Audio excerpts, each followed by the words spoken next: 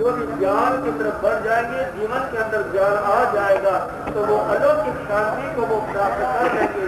जो भी इस प्रकार की ज्ञान की आराधना करेंगे तो उन आत्मा का यहाँ भी कल्याण, आगे भी कल्याण।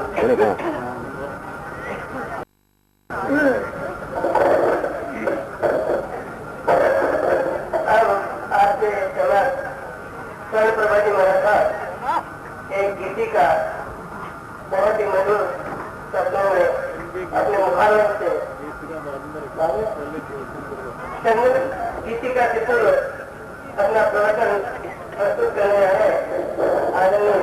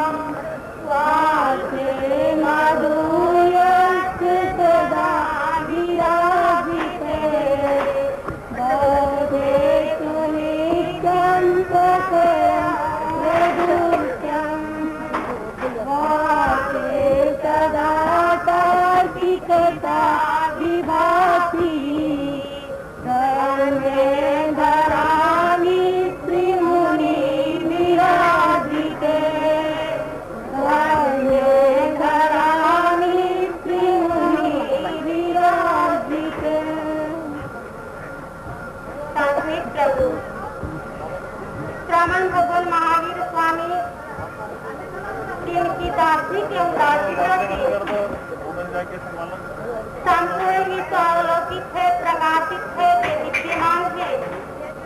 ऐसे ज्ञात सूत्र श्रवण भगवान महावीर के श्री चरणों में हृदय की असीम आस्था के साथ नमन। अनेक उपमाओं से अलंकृत प्रवर्तक श्री मुनि ब्रह्म साधु ब्रह्म के श्री चरणों में नमन। प्रभु की अनन्य उपासकों, सर्वप्रथम यहाँ आने का श्रेय मैं देती हूँ यहाँ के अध्यापकों, प्रवर्तक श्री नारायण जी महाराज के शिक्षाओं में इस भूमि को पवित्र बनाया। शब्दकोश के अंदर ऐसे कोई शब्द नहीं है जिन शब्दों के द्वारा किसी संत जीवन की कोई भाषा बता सके, संत जीवन को उपमाओं से अलंकृत कर सके। तो हम संत की परिभाषा खोलते हैं, संत की महिमा और गरिमा का बखान करते हैं, वहाँ केवल विजय ही क्या करता है, बोलता है। तो मेरे पास में ऐसे कोई शब्द नहीं है जिन शब्दों के द्वारा मैं प्रवर्तक श्री जी का अभिनंदन कर सकूं। अब हमारे सामने एक सब्जेक्ट आता है कि हम किसके प्रांगण में आएंगे। ये क्या चीज है? ये एक विद्यालय है, ये स्कूल है। कई जगह जब हम जाते हैं, स्कूलों में रुकने का प्रसंग आता है, तब हम दीवारों पर लिखे हुए कुछ चुप्तियां करते हैं कि ज्ञान के लिए प्रवेश और मानवता के लिए प्रस्थान। जब दीवार पर नजर टिकती है, लिखा हुआ रहता है कि ज्ञान के लिए तो क्या है, प्रवेश और मानवता के लिए क्या है। बंधुओं, बड़ा सोचने का विषय है। प्रसंग उपस्थित हो गया। आज हमारे सामने 3 बातें हैं।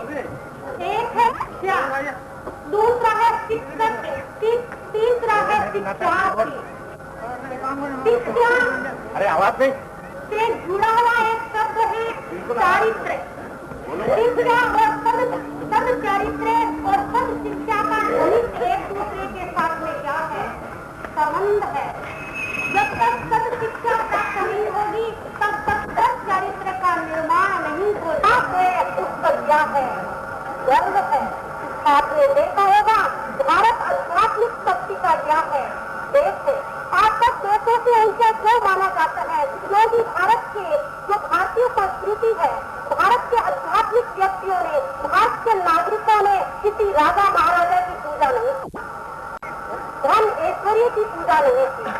अगर यहाँ पर कोई पूजनीय बना है, वंदनीय है, अरसनीय है, तो वो जिनके जीवन में सदा सदा की ज्योति क्या हो रही है, जगमगा रही थी, कोई व्यक्ति यहाँ पर क्या बना था पूजनीय।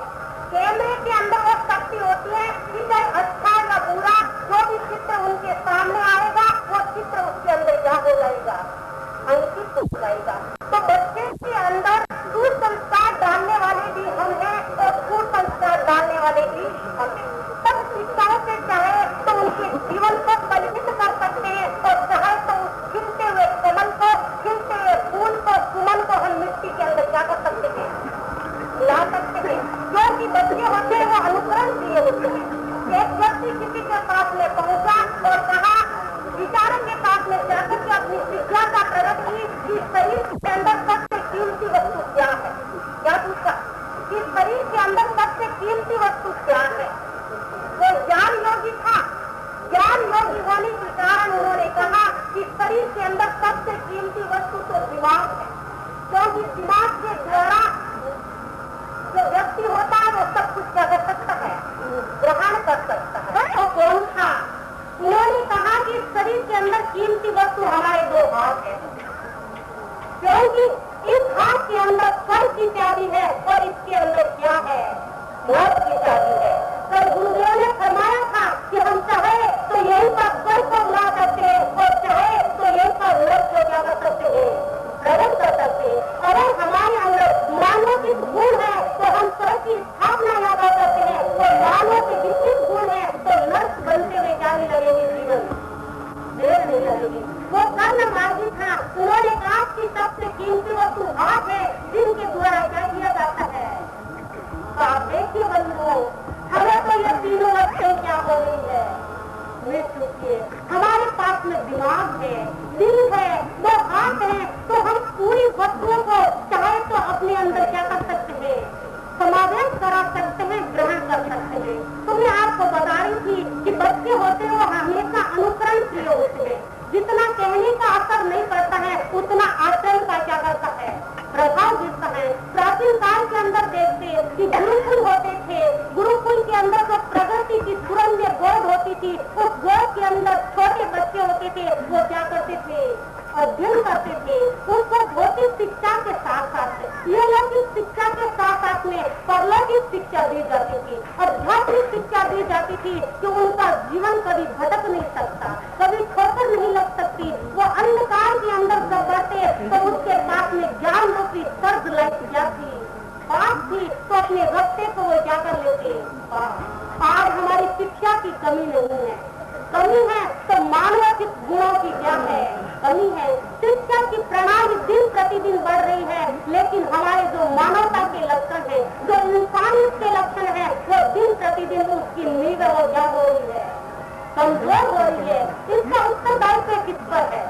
क्योंकि पहली पाठशाला बच्चे की माता पिता होते हैं। माता पिता को प्रत्येक को चाहिए कि वह सुसंस्कारों से युक्त स्वयं बने और बनकर के अपने बच्चों को क्या रखे, अनुशासन रखे, ऐसा आचरण रखे जिस आचरण का प्रभाव उन बच्चों पर क्या कर सके, गिर सके। दूसरी पाठशाला ये कि शिक्षकों को चाहिए कि जब तक वो अपने बच्चों के बीच में रहे तब तक अपने आप को पूर्ण अनुशासन के अंदर क्या करे, रखे। क्योंकि कहने का प्रभाव नहीं पड़ेगा, आपके आचरण का प्रभाव किस पर पड़ेगा, जिनका भावी भारत का निर्माण इन्हीं के हाथों के अंदर है। ये पीछे के बच्चे हैं, यूथ है, वो रीढ़ की हड्डी के समान है। शरीर के अंदर अगर रीढ़ की हड्डी मजबूत नहीं है तो ये शरीर की कीमत शून्य हो जाती है। ज्ञानियों ने कहा कि अब हमें जरूरत है इन बच्चों को सुसंस्कारों से क्या बनाए, युक्त है। घर के अंदर भी सही माहौल नहीं मिलेगा, सुसंस्कार नहीं मिलेगा, सब शिक्षा नहीं मिलेगी तो बच्चा आगे कभी भी। अगर हम लंबी लंबी आशा लेते हैं, ज्ञानी कहते हैं कि हमारे यहाँ राम जैसे पुत्र का क्या हो, जन्म हो, मेरा पुत्र राम बने। लेकिन ज्ञानियों ने कहा कि तुम राम पुत्र की आकांक्षा रखते हो तो सबसे पहले आपको क्या बनना पड़ेगा, राम जैसा पुत्र क्या हो सकता है, प्रगट हो सकता है। पहले आपको दशरथ बनना पड़ेगा, तब जाकर के राम जैसा क्या होगा पुत्र। शिक्षक सोचता है कि राम जैसा शिक्षार्थी हमें मिले, लेकिन सबसे पहले वशिष्ठ बनना पड़ेगा गुरु। अगर वैसे गुरु बनोगे तब आपको राम या अर्जुन जैसे, एकलव्य जैसे शिष्यों की क्या हो सकती है, प्राप्ति हो सकती है। आज हम देखते हैं, दिल रोता है, बड़ा अफसोस होता है स्कूलों की स्थिति कि अध्यापक होते हैं वो ऑफिस के बाद मेरी कटु हो सकती है, लेकिन माइक वाला माइक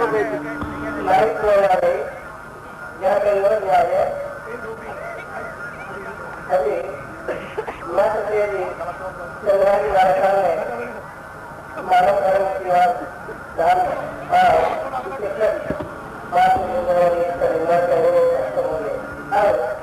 आपके समस्त चंद्र चौरानी लगातार सुमंगल चौरानी लगातार कृषि का प्रस्तुत करेंगे।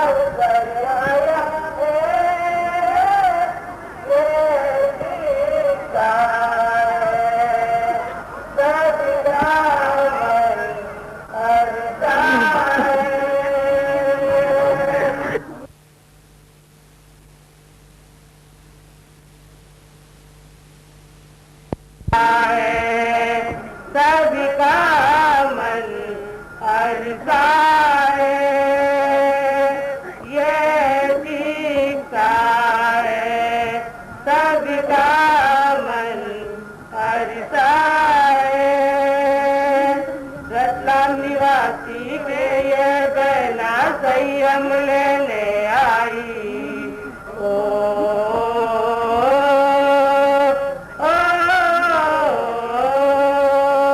रतलाम निवासी है ये बहना संयम लेने आई। मन के पावन में ये आत्म ज्योति जगाई, मन के पावन आंगन में ये आत्म ज्योति जगाई। विनीता नाम जिन्होंने पाया है ये दीक्षा है, सबका मन हरता है ये दीक्षा है, सबका मन हरता है। जग को झूठा जाना इसने तोड़ा मौका डाला,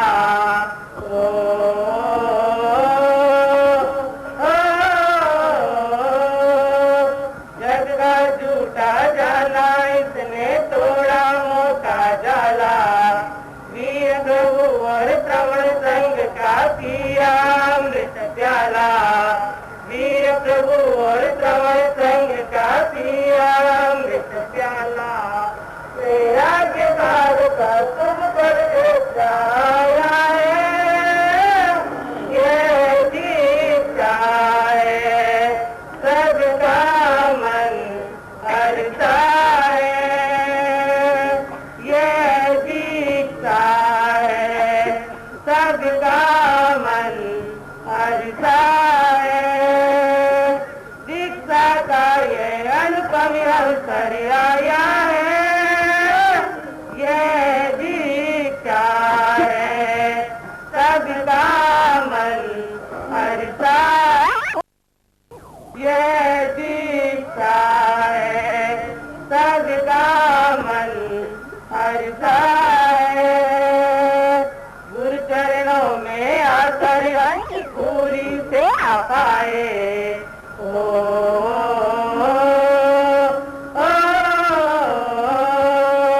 गुरु चरणों में आकर हम भी पूरी सेवा पाए, पापों से हम मुक्ति पाए, जीवन धन्य बनाए।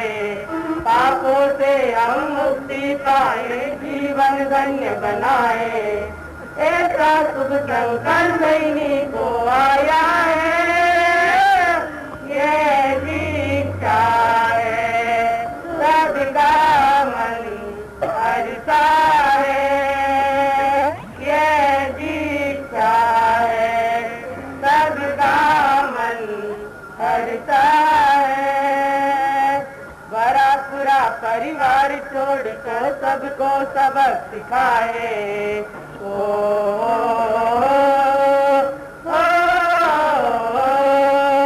बड़ा पूरा परिवार छोड़कर सबको सबक सिखाए।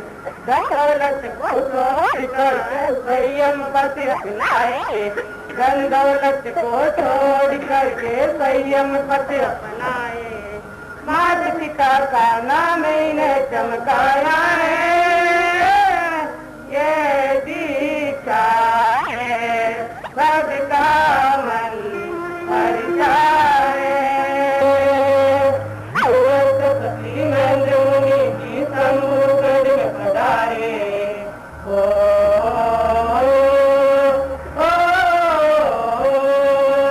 पर्वत की सम्मुख में पधारे।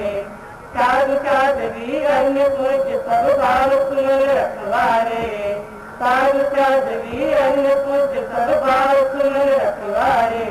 अभिनंदन करिए संसार मंडल में गाया है, ये दीक्षा है सबका मन हरता है, ये दीक्षा है सबका मन हरता है। दीक्षा का ये अनुपम करिए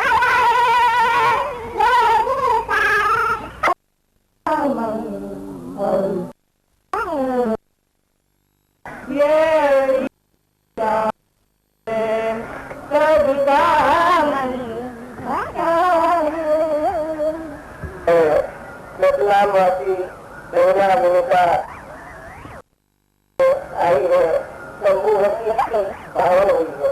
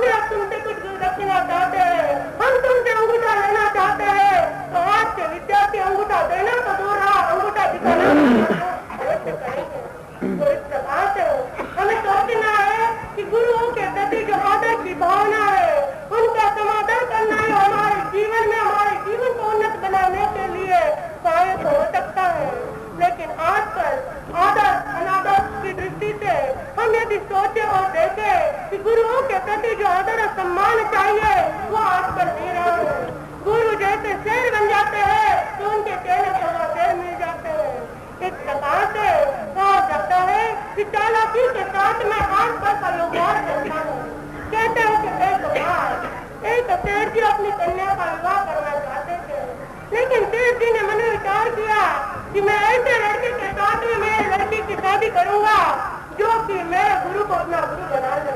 मेरे जो गुरु है उन्हें जो अपना बनाएगा उसके साथ में क्या होगी, मेरे लड़की की शादी होगी। तो इस प्रकार से मंडल में कोई आना चाहता नहीं था और लाख प्रयास करने के बाद में उन्हें एक नवयुवक मिल गया जो इनके गुरु को अपना गुरु बनाने के लिए तैयार हो गया। और तेजी ने उस लड़के के साथ में अपनी लड़की की शादी पक्की कर दी। समझ आ गया शादी की जो रखने की बात पूर्ण हो गई और उसी दिन मन में विचार कर रहे तेजी कि मेरे जो गुरु है वहाँ का मैंने क्या करना है, जो गुरु मंत्र गिराने के लिए ले जाना है। अब वहाँ का तेजी अपने जमाई को और अपनी लड़की को लेकर गुरु के पास में गए।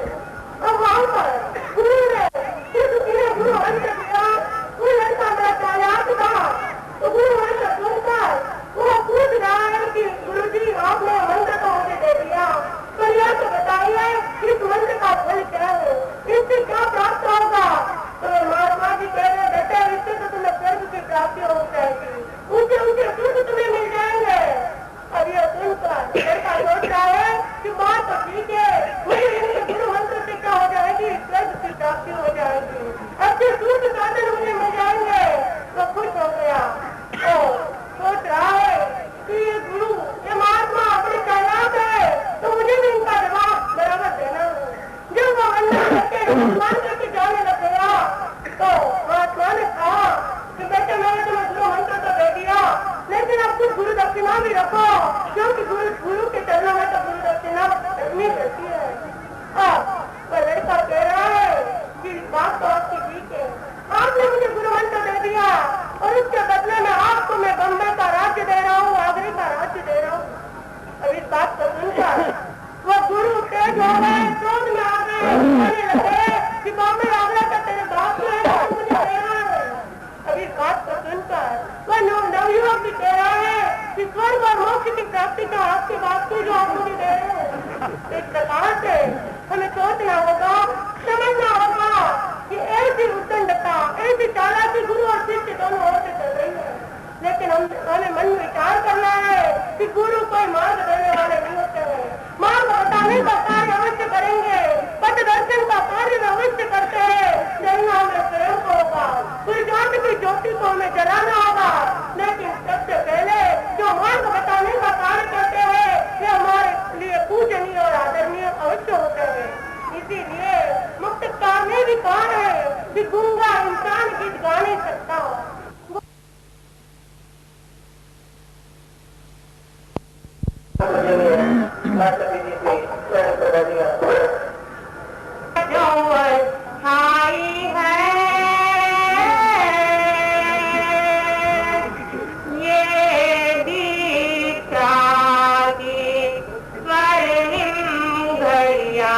आई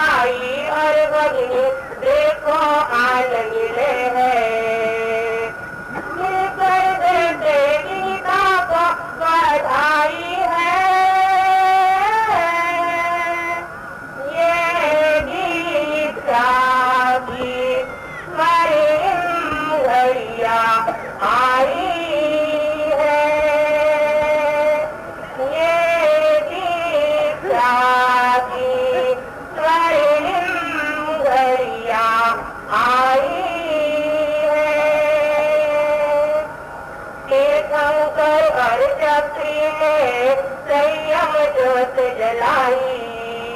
ओ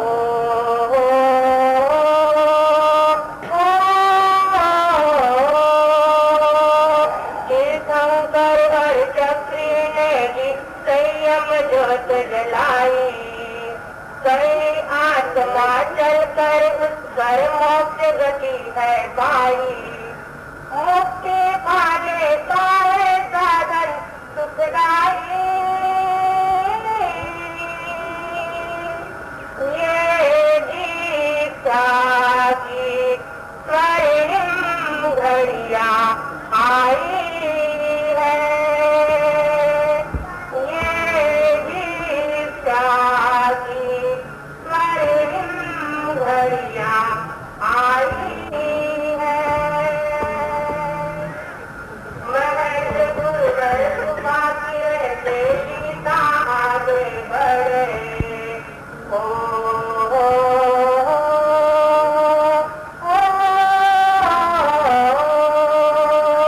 चांद गुरु कृपा किरण से जिनका आगे बढ़े।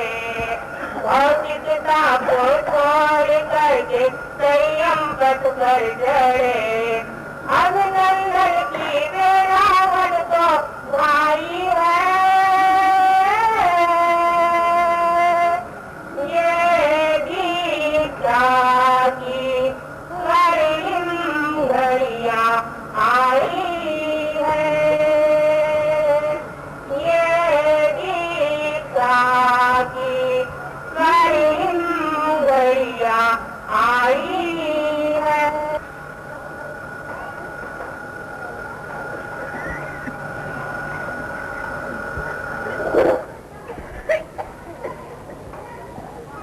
के चरणों से आनंद भाव महकाया। ये दीक्षा का गौरव अवसर आया। बहन वनिता जी भाग्यशाली है, हम सभी भाग्यशाली हैं। हम बहन वनिता जी को सत्तर वंदन करते हैं। ये शुभ अवसर हमने किया तो समूह की दृष्टि बनी है। अब जिसके लिए आप सभी एकत्रित हुए हैं, परम पूज्य गुरुदेव अखिल भारतीय श्रवण संघीय सलाहकार पूज्य प्रभाकर महेंद्र मोहन जी महाराज से निवेदन करूंगा कि हम सभी को अपने तेजस्वी प्रवचन द्वारा लाभान्वित करने की कृपा कराएं। परम पूज्य गुरुदेव।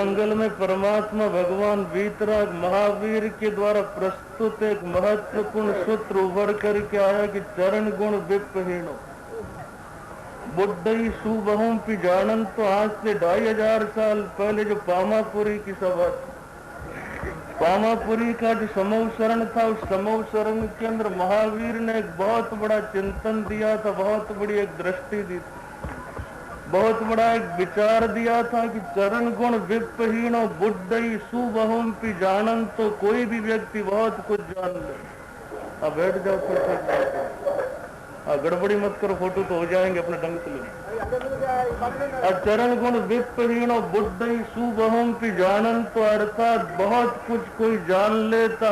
एक बहुत बड़ी बात है कि जब तक चारित्र नहीं आता जीवन के अंदर, आचार जब तक नहीं आता, मर्यादाएं नहीं आती है, जब तक व्यवस्थाएं नहीं आती जीवन के अंदर, इस ज्ञान की जो परिणति जिस रूप में होनी चाहिए, यदि वो नहीं होती है तो हम भटक जाते। और भटकाव चारों तरफ पुरजोर रूप से हम देख सकते हैं। व्यक्ति भटक रहा, परिवार भटक रहा है, समाज भटक रहा है, आज का संघ भटक रहा, राष्ट्र भटक रहा है, पूरा संसार भटक रहा है। भटकाव के मूल के अंदर जहां तक मैं पहुंच पाया, एक बात कहना चाहूंगा आप लोगों के सामने, क्या वैचारिक हलचल तो बहुत है, चारों तरफ विचार की हलचल काफी है, पर्याप्त रूप से है विचार की हलचल, किंतु जिस रूप में संस्कार से जुड़ाव होना चाहिए, प्यार से जुड़ाव होना चाहिए, योग सूत्र को जिसने भी पढ़ा है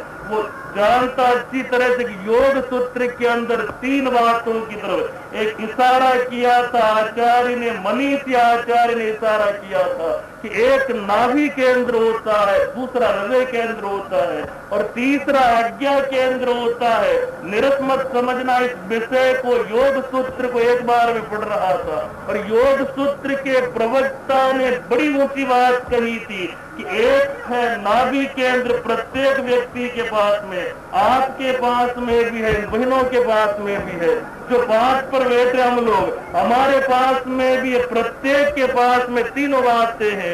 एक है नाभि केंद्र और दूसरा है हृदय केंद्र और तीसरा कौन सा केंद्र? और तीसरा है आज्ञा केंद्र। नाभि केंद्र क्या है, आज्ञा केंद्र क्या है और ये हृदय केंद्र क्या है? एक का संबंध है, नाभि केंद्र का संबंध संस्कार से संबंध रखता है, नाभि केंद्र का संबंध संस्कार से है और हृदय केंद्र का संबंध प्यार से है और आज्ञा केंद्र जो है उसका संबंध विचार से है। ये 3 बातें व्यक्ति के पास में, एक है संस्कार और दूसरा है प्यार और तीसरा है विचार। आज चरित्र क्यों लड़खड़ा रहा है, आज सभ्यता क्यों चरमरा रही है, आज संस्कृति क्यों गड़बड़ा रही है, आज मानवता का खुलेआम जनाजा क्यों निकल रहा है, आज मानवीय मूल्य क्यों आज चरमरा रहे हैं, आज सारी व्यवस्थाएं आज विद्रूपता का शिकार क्यों बन गई है? कारण को यदि आप सोचेंगे समझेंगे तो निवारण भी निश्चित रूप से हो सकेगा। जहां तक मैं सोचता हूँ, एक बात कहना चाहूंगा उपस्थित सभी श्रोताओं से, क्या विचार की तरफ तो जोर काफी है, बहुत जोर विचार की तरफ, और विचार की तरफ जितना हमारा ध्यान है, वैचारिक हलचल आज जितनी चल रही है शायद किसी जमाने के अंदर इतनी हलचल नहीं रही होगी। आज देखो विचार का प्रसार कितनी तीव्रता से होता है। आज आवाज न जाए तो ध्वनि वर्धक है, आज रेडियो है, टेलीविजन है, आज सारे इतने साधन सुलभ हो गए। आज विचारिक प्रसार की दृष्टि से साहित्य की भी काफी भरमार है, भाषण प्रतियोगिताएं भी होती है, निबंध प्रतियोगिताएं भी होती है, गोष्ठियां भी होती है, चिंतन भी चलता है, शिविर भी होते हैं और कई योजनाएं भी बनती। इनको निरर्थक है ये दृष्टिकोण नहीं मेरा कहने के पीछे, किंतु मूल बात यह कि वैचारिक प्रसार की जितनी दृष्टि आज के युग में आप और हम देखते हैं शायद किसी जमाने के अंदर इतनी नहीं रही होगी, किंतु फिर भी उस जमाने के अंदर मैं समझता हूं कि जीवंतता थी, व्यक्ति के जीवन के अंदर एक मौलिकता थी, एक प्रखरता थी, उसके जीवन के अंदर एक वैशिष्ट था। कारण कि वो केवल विचार से ही नहीं जुड़े हुए थे,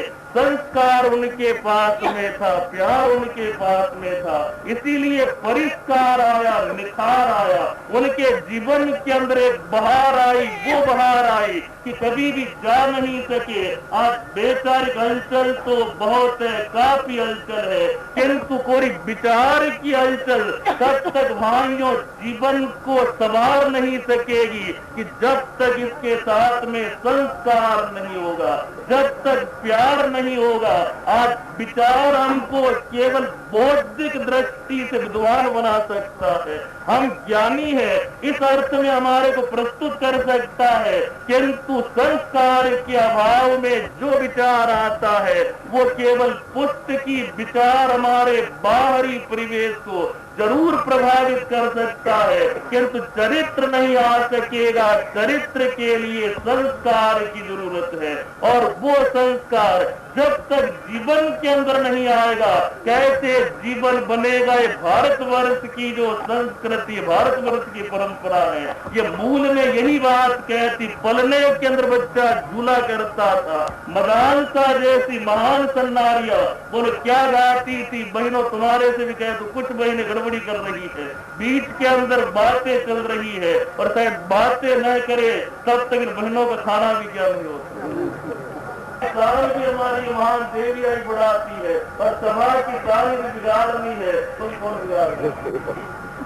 बुरा मत मानना, नाराज मत हो जाना, क्योंकि गोचरी में तो नहीं जाता, संत आती है, तो एक बात भी नहीं, गोचरी की बात नहीं, किंतु थोड़ी आप सूझते बन जाए, जैसे शांति रहती है। आवश्यक सलाह जो भी करनी हो वो बाद में कर लेना, इजाजत दे दे तो सलाह के लिए भी सुन दे। यदि एक सलाह करिए तो तत्काल आप सलाह कर ले, इन्हीं का दिक्कत ले रही आगे बैठी है, तो तुम्हारा मन भी ललक रहा हो कि हम भी दिक्कत ले रही, ये सलाह करिए तो कर लो। हाँ, यदि ये परामर्श बहनों करती हो कि हमको भी दीक्षा लेनी है तो आप सलाह कर ले, और ऐसा परामर्श यदि न है तो फिर थोड़ी देर के लिए क्या है। अभी हो गया तुम्हारी फोटोग्राफ कर देर के लिए बैठ जाओ, सच्ची बात है, तो मेरी तरफ ध्यान नहीं रखी, अपने फोटो की तरफ ध्यान रखिए, सब इन्हें चाहिए वो मैं इनकी तरफ। आज का ये प्रयास शिक्षा और शिक्षार्थी बड़ी है, मन को छूने वाली बात कह गए थे साथी जी आप लोगों के सामने।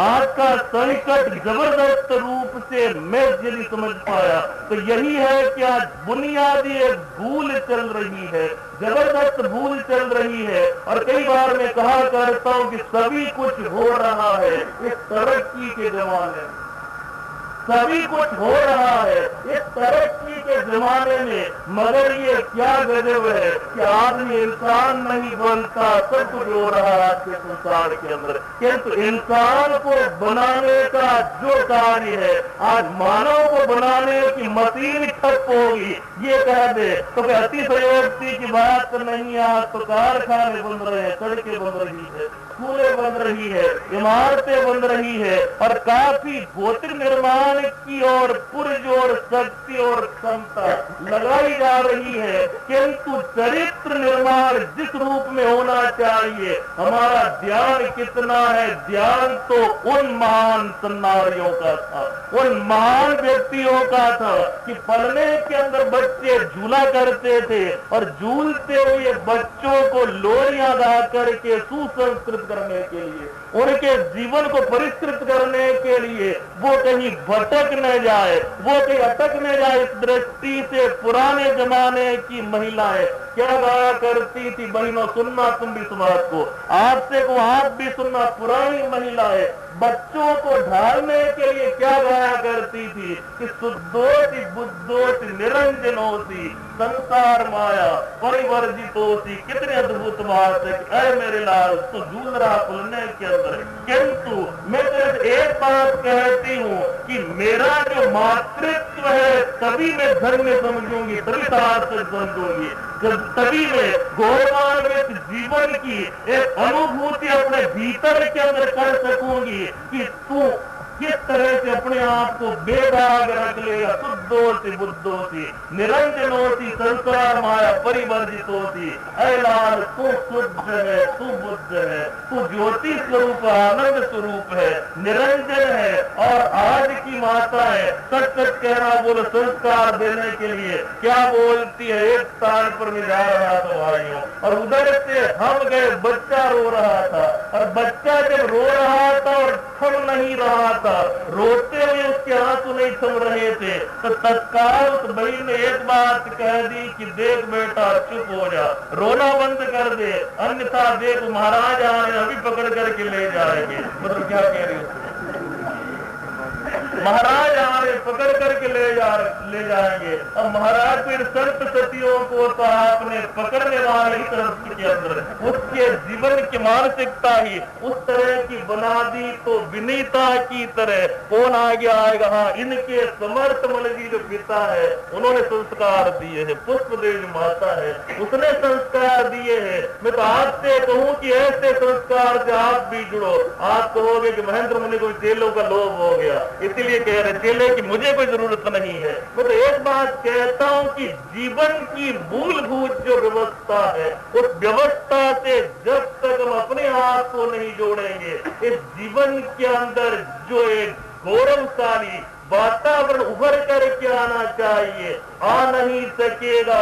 सड़कों के निर्माण की बहुत भरमार, देश की तरक्की के सपने संजोने वालों, एक बात याद रखो, चरित्र के निर्माण के बिना ये सारे निर्माण बेकार है। रामधारी सिंह दिनकर जी को एक बार में पढ़ रहा था, बहुत कुछ उन्होंने लिखा।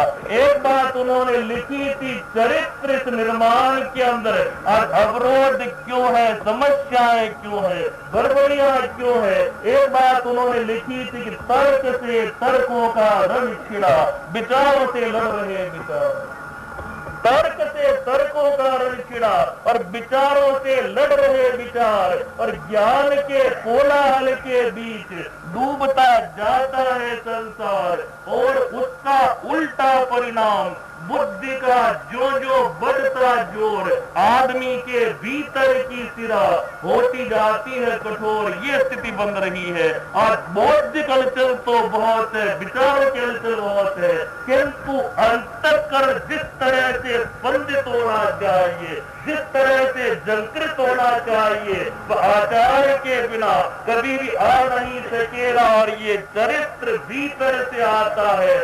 व्यक्ति स्वयं व्यसनग्रस्त बन करके अपने बच्चों को कहे कि तुम व्यसन मुक्त बन जाओ, हो नहीं सकेगा।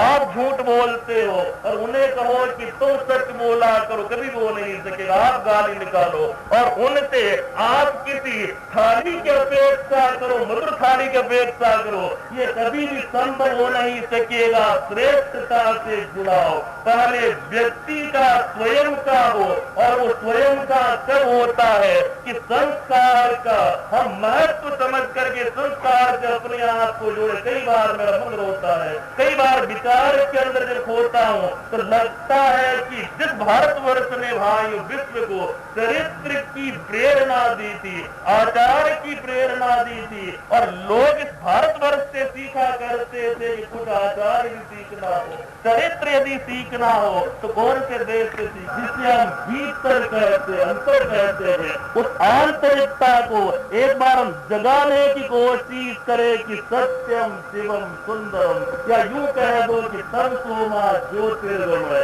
असतोमा सद्गमय, मृत्योर्मा अमृतर्गमय, या महावीर के शब्दों में कह दे कि संजमम परिणामी संजमम उवसम पज्जामी, नारम परिणामी नारम उवसम पज्जामी। संयम से संयम की ओर प्रस्थित हो जाए, अज्ञान से ज्ञान की ओर, अविवेक से विवेक की ओर, बाहर से भीतर भीतर की ओर ये दृष्टि कब आती है? ये भीतर से आएगी, और भीतर से जो ये बात आएगी तो आदमी कभी भी भटक नहीं सकेगा। भीतर को जगा लो। गर्मियां कहां पर समझ में आ जाए। ये छोटा सा बच्चा था भाइयों, बड़ा उड़ाकू स्वभाव का था, बड़ा खर्चीले स्वभाव का था, एक छोटा सा बच्चा। माँ बाप उसको समझा करके आ गए कि बेटा इतना खर्चा नहीं किया करो, फिजूल खर्च नहीं किया करो। माँ बाप रोज समझाते हैं पर मानता नहीं उनकी बात को, अपनी ही तानता रहा। तो एक दिन बाप ने एक बात की उसको समझाने के लिए, इसको समझाएं कैसे, इसकी दृष्टि को ऐसे संकट है कि फिजूल खर्च बहुत करता है, कि उच्छृंखलता का जीवन जी रहा है। इसको हम किस तरह से एक व्यवस्थित दृष्टिकोण दे दे। तो बाप ने, पिता ने उस बच्चे को बुलाया और एक बात कही कि बेटा ले, ये 5 का नोट तुझे देता हूँ। कि पिताजी क्या करना है इसको, कि तू खर्चा तो बहुत करता है पर ले 5 का नोट दे रहा हूँ, और इसको इस तरह से तो उपयोग में ले लेना। कि बताओ पिताजी किस तरह से उपयोग में लेना है? कि बेटा एक काम करना कि सामने वो कुआं दिख रहा है, बहुत दूर नहीं, अपने घर से बहुत दूर नहीं वो कुआं, उस कुएं के पास में जा, और कुएं के पास में जा करके इस 5 के नोट को क्या करोगे? समझ रहे हो? यही होना आप लोग, यहीं पर रहना, तन से तो मन से भी रहना, इधर उधर मत होना। अभी भोजनशाला की याद मत करना थोड़ी देर के लिए, जम करके बैठना, बात सुनना मेरी। मैं आपसे एक बात कह रहा था, क्या उस बेटे से बाप ने कहा कि बाप ने बेटे से कह दिया कि बेटे एक काम करना कि 5 का नोट है, और सामने जो वो कुआं है उस कुएं के अंदर जा करके डाल दे। उसने कहा कि लाओ ये 2 नोट मुझको, ये काम तभी करता हूं, भी डाल करके आ जाता हूं। इधर से उसने नोट को थमाया, भागा और भगते हुए गया और नोट को कुएं के अंदर डाल दिया और वापस आया। पिता ने देख लिया फिर भी पूछ लिया कि बेटा काम कर लिया, इसमें कौन सी बात थी? आप और कहो तो और डाल करके आ जाऊं, इसमें कौन सी बात है? 5 का नोट आपने दिया और डाल दिया मैंने कि बहुत अच्छा किया। अब दूसरा दिन हुआ, सूरज उगा, प्रभात हुआ, और होते ही पिता ने वापस बेटे को बुलाया और बुला करके कहा कि बेटा एक काम कर, कि ले ये 10 रुपए देता हूं तुझको, और जाकर के तत्काल उस कुएं के अंदर डाल करके आ जा। वो गया और वापस डाल करके आ गया। तीसरे दिन कहा कि ले 50 रुपए देता हूं, फिर डाल दिया, और फिर कहा चौथे दिन के 100 का नोट देता हूं तुझको, और जा इसको डाल करके आ जा। कुएं में भगा और तत्काल डाल करके आ गया। अब पिता ने सोचा कि ये यूं समझेगा नहीं, बड़ा फिजूल खर्चा करता है, अभी इसकी आंतरिकता सोई हुई बिल्कुल, किंतु इसको आंतरिकता को मुझे जगाना है, तभी सुधर सकेगा शायद। ये केवल बाहरी दृष्टि से सुधरेगा नहीं। आप देखिए बच्चे को दूसरी बार कितने रुपए दिए? कि बेटा एक बात कहूं तुमसे कि तुम बहुत ठीक हो, मैं कहता हूँ वैसा कर लेते हो। नोट को मैंने कहा कि डालो और तुम डाल करके आ गए, पर आज एक काम करो कि पैसा मैं तुम्हें आज नहीं दूंगा।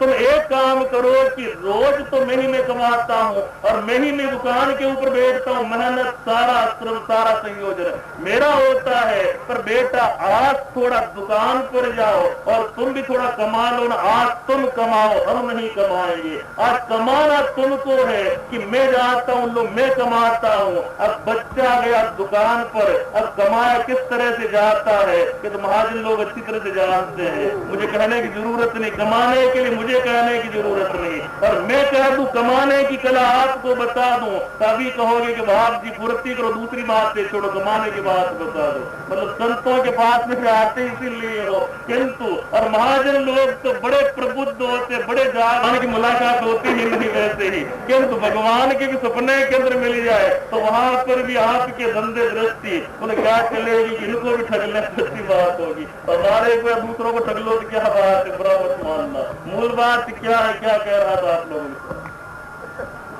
अब बच्चे को उसको भेजा कि देख आज मैं नहीं कमाऊंगा, तुझे कमाना है। वो गया, अब पैसा कमाना बड़ी मुश्किल बात है। अब उसको वहां पर बिठाया, सवेरे से गया बेचारा, सांझ हो गई, खाने की याद ही नहीं आई, प्यास लगी तो पानी के लिए प्रेरित हुआ ही नहीं, बैठा रहा और सोचने लगा कि आज तो कमा करके ही उठूंगा, बिल्कुल कमा करके उठूंगा। और बहुत मुश्किल से पूरे दिन भर के अंदर 5-10 रुपए वो कमा करके लाया और 5-10 कमा करके लाया। तब बेटे ने कहा कि पिताजी लो, आज मैंने 10 रुपए कमाए हैं। कि बहुत अच्छी बात, की धन्यवाद है तुमको, साधुवाद है, बहुत श्रम किया, बैठे रहे, खाया भी नहीं पिया भी नहीं और इतना पसीना बहाया, पैसा कमा करके लाए। तो बेटा एक काम करो ने कि बोले क्या बात है कि आज तुमने जो 5-10 रुपए कमाए, जाओ इनको कुएं के अंदर डाल करके आ जाओ।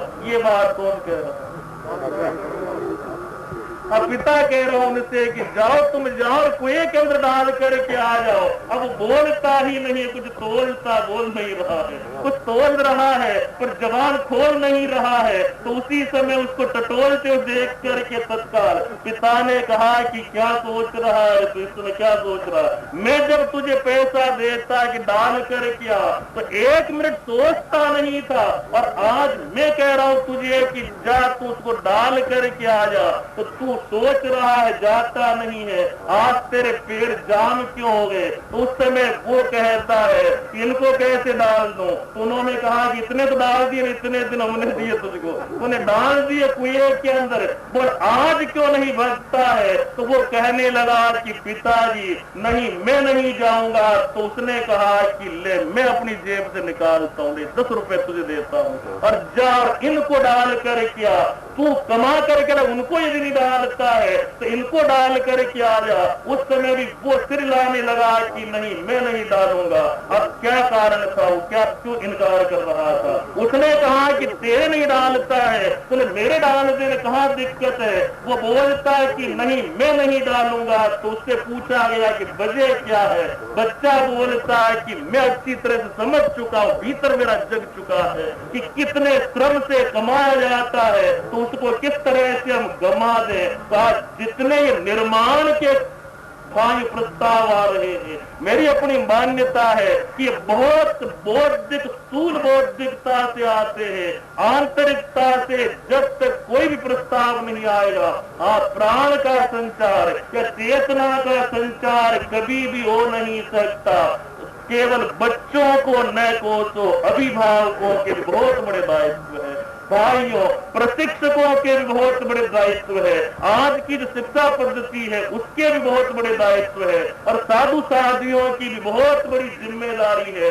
कभी कभी तो मुझे लगता है कि शायद आज वातावरण में बारूद घुल गया है, एक जहर घुल गया है, ऐसा विष घुल गया है कि जिस विष से प्रभावित बन करके आज चारों तरफ मूर्छा को हम देखते हैं। प्रधानाध्यापक जी बैठे हैं, इनसे चिंतन के लिए एक बात कहता हूँ, क्या चरित्र के लिए न केवल शिक्षकों की, न केवल बच्चों की, न केवल बहनों की और न केवल आपकी, सभी की सामूहिक रूप से एक जिम्मेदारी आती है, और उस जिम्मेदारी को समझ करके हम जगह भीतर से जगह, ऐसा नहीं कि कई बार सज्जन लोग निराश बन करके बैठ जाते हैं, हताश बन करके बैठ जाते हैं।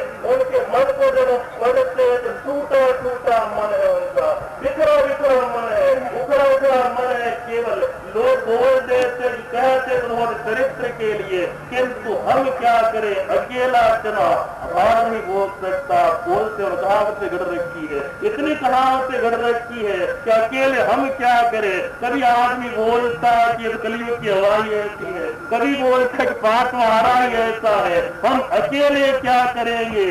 कुएं के अंदर ही भांग पड़ गई है। ये जो निराशा है व्यक्ति, ये निराशा आज हमारे को सचेत रही है, और भीतर से लगे और इस चरित्र को लाए कि जिस चरित्र के लिए राम ने अपने आप को अर्पित किया था, कृष्ण ने अपने आप को निरुत्साह किया था, महावीर ने अपने आप को भीतर से जगाया था, बुद्ध ने उस दृष्टि का अभिनंदन किया था।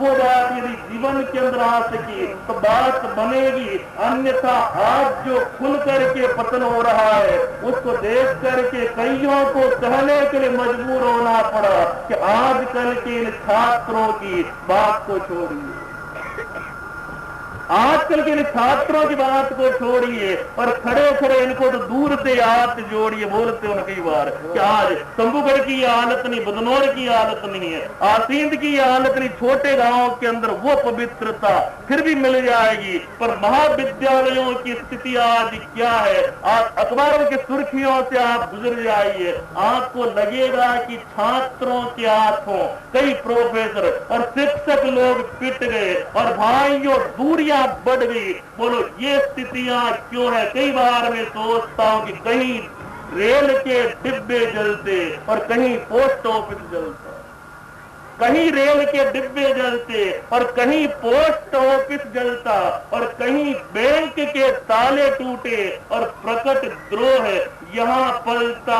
ओले यहाँ पर कभी कभी ही, ओले यहाँ पर कभी कभी ही, पर गोले रोज बरसते हैं और पुलिस वर्ग की लाठी चलती और जनता के पत्थर चलते हैं। ये स्थिति भारतवर्ष के अंदर यदि बनती है तो इससे ज्यादा शर्म की बात क्या होगी? संस्कार से जुड़ जाओ और संस्कार से व्यक्ति यदि जुड़ेगा तो हमारे तिरंगे की गरिमा के अंदर, भारतवर्ष की संस्कृति की गरिमा के अंदर कभी भी आंच आ नहीं सकती। आज प्रचार के जो तंत्र एकदम स्फूर्तिपूर्ण जो नहीं रहे, आज उनको भी स्फूर्ति देने की जरूरत है। यद्यपि समय तो हो रहा है, किंतु मैं एक बात कहना चाहूंगा कि आज जो एकदम अश्लील साहित्य आ रहा है, आज जो घटिया किस्म की आज प्रवृत्तियां चल रही है खुल करके, उनके ऊपर रोकथाम लगाने की जरूरत, निश्चित रूप से रोकथाम। आपके घरों के अंदर किसी संत की तस्वीर मिल जाए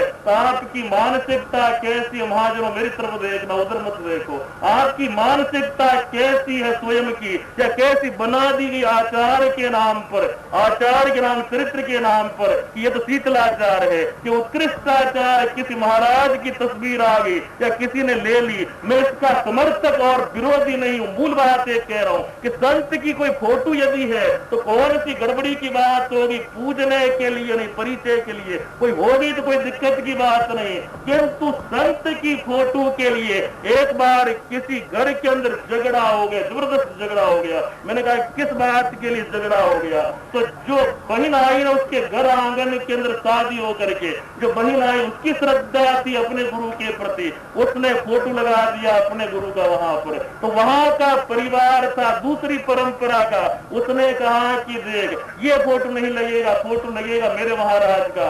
एक कहता है कि नहीं हमारे महाराज का तो फोटो होना ही नहीं चाहिए, धर्म खतरे के अंदर हो जाता है। अब झगड़ा इतना जबरदस्त हो गया। पर मूल बात में आपसे एक कहना चाहता हूं, घरों के अंदर संत का चित्र हो, ये समर्थन मैं नहीं कर रहा हूं, किंतु चित्र यदि है तो कौन सी विचित्र बात होगी इसके अंदर? कोई पवित्र बात ही हो तो, किंतु उसके लिए आंदोलन हो जाता है। किंतु संस्कार की एक घटिया किस्म की दृष्टि आप देखिए, मेरा सर ठनक के रह गया। कई बार घरों के अंदर जाते हैं, देखता हूं तो शायद कोई चित्र किसी भी राम का या कोई महावीर के बारे में मिलेगी, वहां पर हीरो हीरोइनों के चित्र मिल जाएंगे, अर्धनग्न चित्र मिल जाएंगे, एक्टरों के चित्र मिल जाएंगे, और सवेरे सवेरे उठते ही आपको दर्शन हो